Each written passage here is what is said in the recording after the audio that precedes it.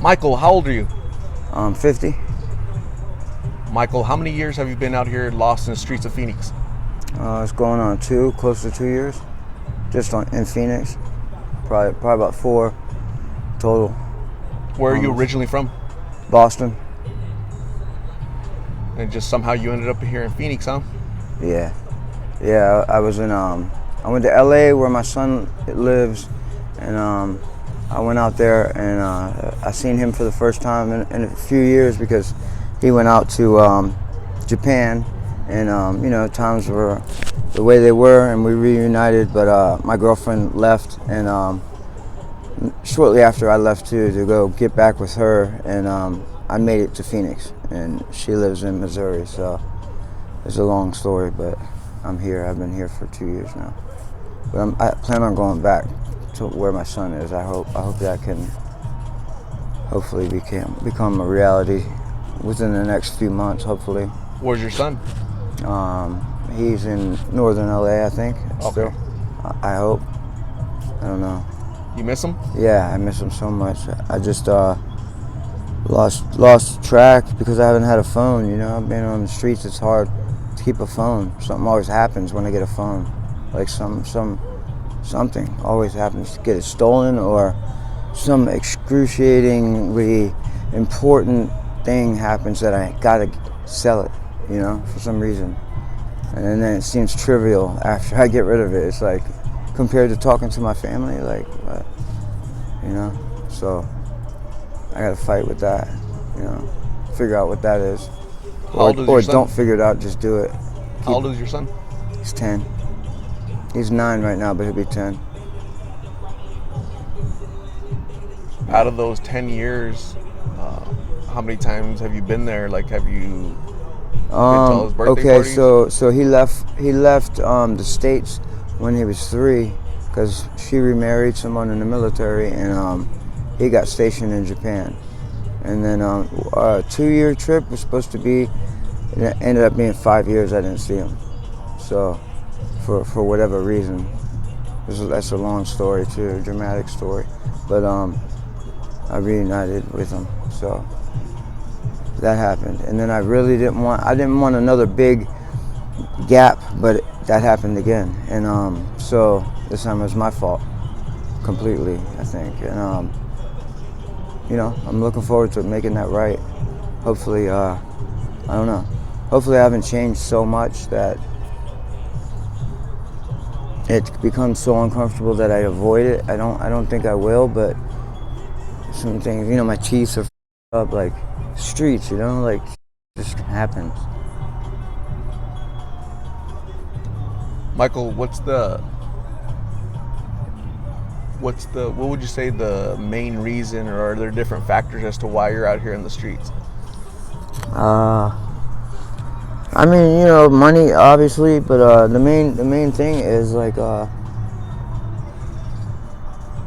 not having a career, or like not having that job, that main thing that I love to do, something that I'm passionate about, that I make money with, like I think that, I mean, I'm gonna have to deal with it without that, if that's the case, and that's been the case, but I think that would be a game changer for me if I had something that was, something that I enjoyed a little bit and I could go after, But really, when I'm with my son, like I forget about all that stuff, and I feel like I don't want to be anywhere else in the world.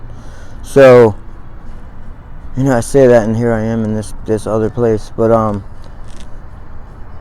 that's addiction, that happens, and that's what's happening, and I hope that I hope that something comes together where I get a phone soon, and or I make the choices that I need to make to get that. I don't know. It feels so stupid talking about it because it's like so simple, compared to how important it is. It's like, God, what?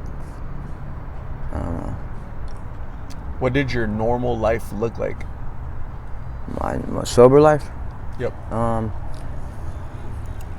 I was waiting tables a lot of my sober time. I was waiting tables and working at a cheesecake factory, working out, going to AA meetings, and trying to learn how to be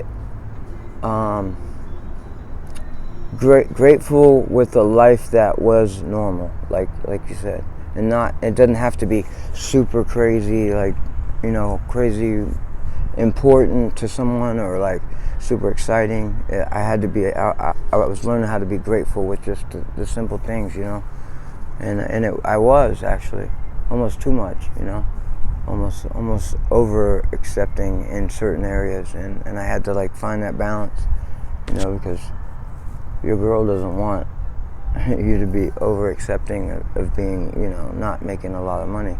She wants you to go after it, so you can't accept these things. That's the wisdom to know the difference, I guess, in that prayer. But yeah. What does your future look like? Where will you be in 6 months? Hopefully alive, but I want to be in LA. I want to be close, like I want to be within a bus ride or a train ride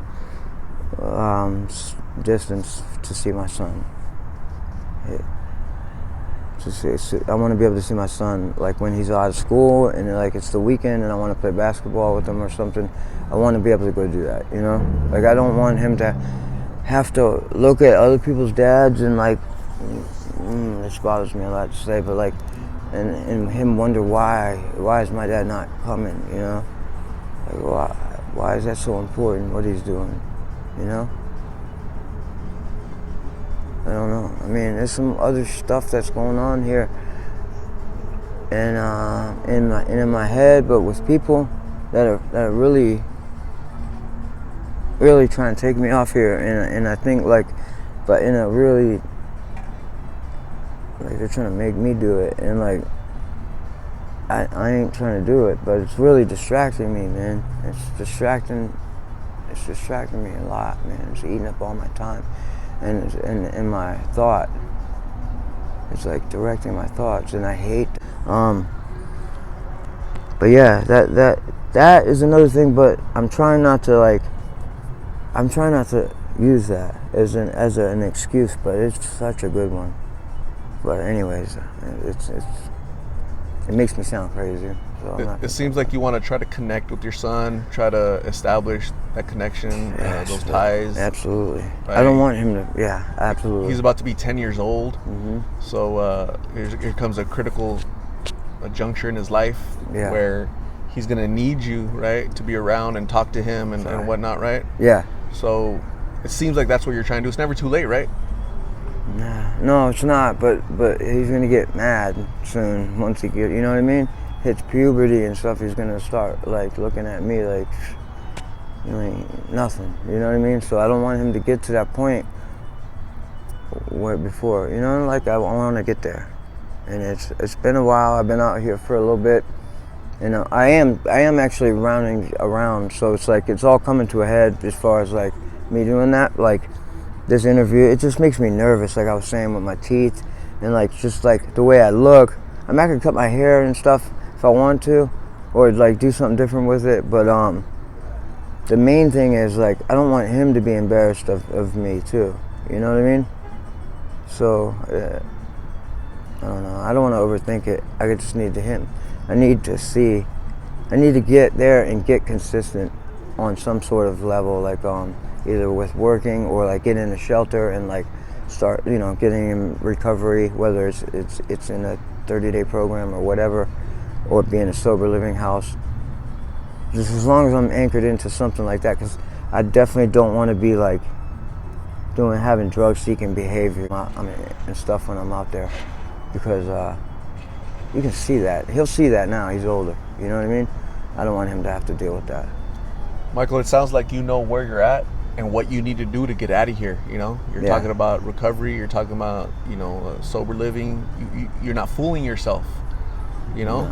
You're an intelligent man that's being honest and upfront because you want to connect with your 10-year-old son. And I told you at the beginning that the purpose of this channel, this interview, is prevention through awareness by you having the courage to share your story. A young person out there, right? A 10-year-old out there, 11-year-old is going to watch this, be like, man, somebody offers me anything, any substance, I'm going to say no, because I don't want to lose it all the way Michael has lost it all. Yeah. So, no, you don't. Not only can you try to save yourself, but you're definitely going to save some other people out there, okay? So, Michael, I'm going to give you my card with my number on it, so you can call me if you ever need a right of treatment or somebody to talk to. Okay. Thank you very much for talking. I appreciate you. God bless you. And we'll talk soon, okay? Thank you.